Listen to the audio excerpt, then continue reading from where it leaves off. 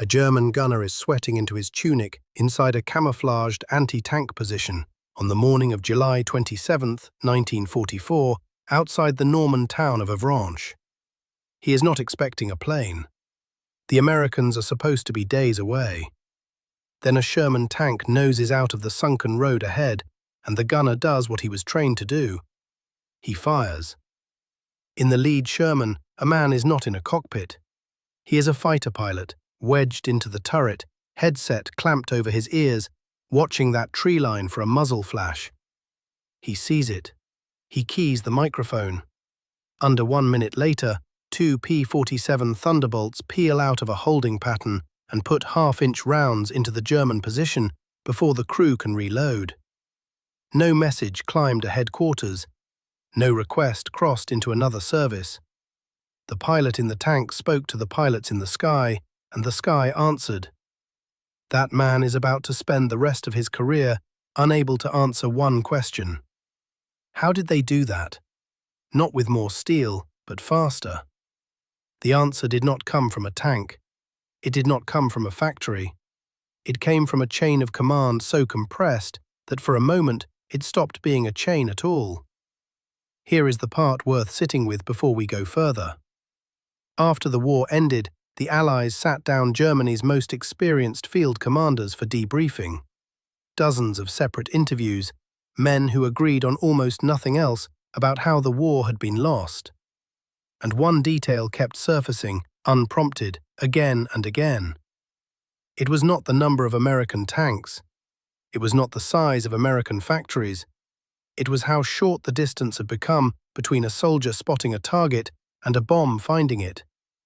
That distance had a structure behind it, and that structure had almost no equivalent on the German side. By the end of this documentary, you will know exactly how that gap was built, who built it, and why officers from one of history's most disciplined militaries kept describing an American habit not as a doctrine, but as something closer to a magic trick. To understand what shocked them, you first have to understand what a request for air support looked like on their side of the line. And this is the detail most accounts skip. The German armed forces were not one organization. They were separate services under Hitler, each reporting through its own high command. The Luftwaffe was Hermann Göring's personal domain, jealous of its aircraft, jealous of its authority, and not answerable to the army at all. So when a German company commander wanted a plane on a specific target, this is what had to happen. His request climbed his own chain. Company, battalion, regiment, division. It reached a liaison point where it crossed into an entirely separate service with its own staff, its own priorities, its own commander in Berlin. By the time authorization came back down through several headquarters, the target had usually moved, dug in, or stopped mattering. This was not a failure of German discipline. Hold that, it matters. German small unit leadership was built on the opposite instinct, a doctrine called Auftragstaktik, decentralized command that handed junior officers wide freedom to execute an order once its intent was clear. Historians describe it as so decentralized that the American army did not match it at the small unit level for years. So here is the part that gets left out of almost every version of this story. The Germans were not shocked by American initiative. Auftragstaktik had trained them to respect initiative. They practiced their own version of it. What shocked them was narrower and stranger.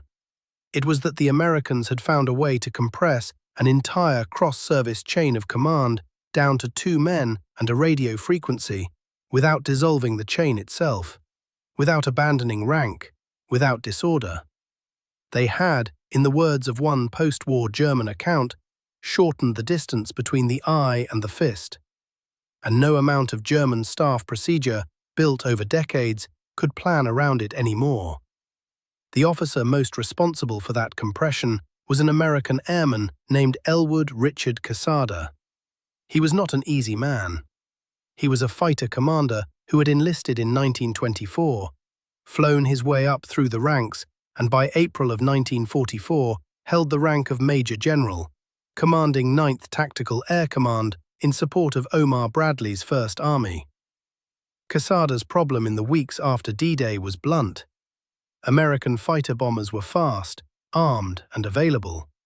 But the men on the ground who needed them most had no reliable way to describe a target to a pilot moving at 300 miles an hour, and the pilots had no reliable way to avoid hitting their own side. His answer was not a new radio, it was a new arrangement of people.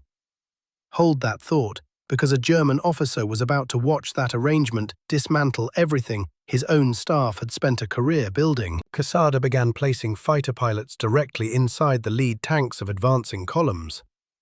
He gave up the tank's normal armored position to make room for a man who understood exactly what another pilot circling overhead needed to hear. That pilot carried a VHF radio set to the same frequency as the aircraft above him.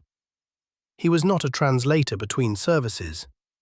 For the length of the advance, he was both services at once, sitting in one vehicle, speaking the language the sky already understood. This nearly never happened. Quesada had to convince ground commanders to surrender armor space to a passenger who fired no weapon. And he had to convince pilots to trust calls coming from inside a tank rather than from their own operations staff. On D-Day itself, June 6, 1944, 9th Fighter Command filled just 6 requests for close air support. A modest number, a system still finding its shape. Now here is where that German officer re-enters the story, and what he says changes the way you will read every battle that follows.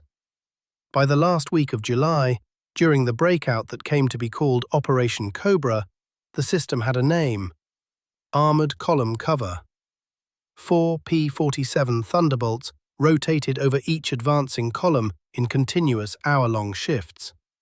4 more sat on ground alert, engines warm, ready to relieve or reinforce within minutes. The tank commander pointed. The pilot in the tank spoke. The pilot overhead looked. The bomb fell. 4 steps, 1 continuous conversation, no separate headquarters in between. Now go back to the German side and count. A single request could pass through 5 or 6 distinct offices, 2 different services, and at least 1 officer whose entire career had been built around not releasing his aircraft without authorization from Berlin. The distance had not just been shortened, it had been collapsed. Meet the man the historians keep returning to, Fritz Bayerlein, Oberst Bayerlein, commander of the elite Panzer Lehr Division. In the post-war debriefings, he gave one of the most vivid first-hand accounts to survive the surrender. But this is what he described, and it is worth sitting with. Midday, a Normandy road. Bayerlein stood at the edge of it with 2 of his staff, while his own supply column, trucks, half-tracks, fuel wagons, crawled past under open sky. He first heard the aircraft before anyone saw them. A layered, rising thunder that came down the road toward him like weather. Then the first tank ahead of him simply was not there anymore. It was a burning carcass, belching black smoke that smelled in the humid air of scorched rubber and diesel, and something heavier the High Command never put in a report. He turned to the officer beside him and, by his own account, ordered him to write down what he was seeing. That they were being destroyed, not by a slow, grinding attrition, but by precision arriving inside minutes. Not after a request, not after a headquarters had weighed in. Minutes. Bayerlein had watched Auftragstactic work for years. Initiative had never been the thing that defeated him. What defeated him was that the Americans had taken his own doctrine's speed and beaten it by collapsing the distance a decision had to travel from his staff to the sky, down to nothing at all. Now multiply that burning column by every road across the front, and you begin to understand why the shock was not the planes. Both sides had planes. The shock was the speed of the fist. Through August of 1944, American armor burst out of Normandy and raced east across France, and promptly left its own artillery behind. Patton did not slow down. He did not wait for guns that could not keep pace. He looked up. Above George S. Patton's Third Army flew Brigadier General Otto P. Weyland's 19 Tactical Air Command, and the two men struck the kind of bargain that wins wars quietly. Weyland's fighter bombers would become the artillery Patton refused to wait for, and his pilots would answer to the same tank radio arrangement Quesada had built for Bradley's army to the north. Here is what that looked like in practice, because the historians who studied it would come to call it a model neither the German High Command nor, in some respects, any other army could organize. A Third Army column rolled through a French village. An infantry squad at its head signaled a target beyond the next ridge, a German formation positioning itself for an ambush. The pilot in the lead tank keyed his microphone. Seconds later, P-47s were already turning, not climbing to a headquarters, not waiting for a signature, already in the turn. Because the man speaking to them was one of their own, and they trusted his voice the way airmen trust a wingman. The Germans on the ridge never got their ambush off. They got a sky full of Thunderbolts instead. Field Marshal Gerd von Rundstedt, twice Commander-in-Chief in the West, left a stark description in the official record. The zone stretching more than 100 miles behind his front line was, in practical terms, dominated by Allied fighter bombers roaming at will. 100 miles is not a battlefield, it is most of a country. And then came the moment that broke them. Late August 1944. German field forces retreating along a shrinking corridor of roads near the town of Falaise, squeezed between advancing Allied ground forces on three sides. The roads out were narrow, congested, and for miles at a stretch entirely without cover. Trucks, horse-drawn wagons, tanks, staff cars, backed up bumper to bumper under open sky. Royal Air Force Typhoons and American fighter bombers worked those roads for days. Vehicles that could not move off the shoulder became fixed points that pilots did not even need forward controllers to find. The traffic jam had done the targeting for them. Historians still debate the exact numbers of vehicles and armor destroyed in the pocket because German after-action reporting on the retreat was fragmentary by design. What is not disputed is the scale of the loss, and what is not disputed is what the survivors said afterward. Quiet. After Falaise, the accounts change register. The German officers stopped describing air power as a battlefield threat. They started describing it as a condition of the war itself, something no plan could fully root around anymore. After the surrender, American investigators conducted extensive interviews with senior German officers, first through the United States Strategic Bombing Survey, later through a long-running Army program that produced the Foreign Military Studies, written accounts by former Wehrmacht generals of their own campaigns. Across those interviews, a pattern repeats, one that researchers later described as close to unanimous. Interrogated German commanders stated, again and again, that Allied air power ranked among the primary causes of their defeat in the West. Not the only cause. Nobody credible claims that, and this documentary will not pretend otherwise. Armor numbers, fuel shortages, and the two-front war against the Soviets all mattered enormously. But inside the air power testimony specifically, a narrower complaint recurs.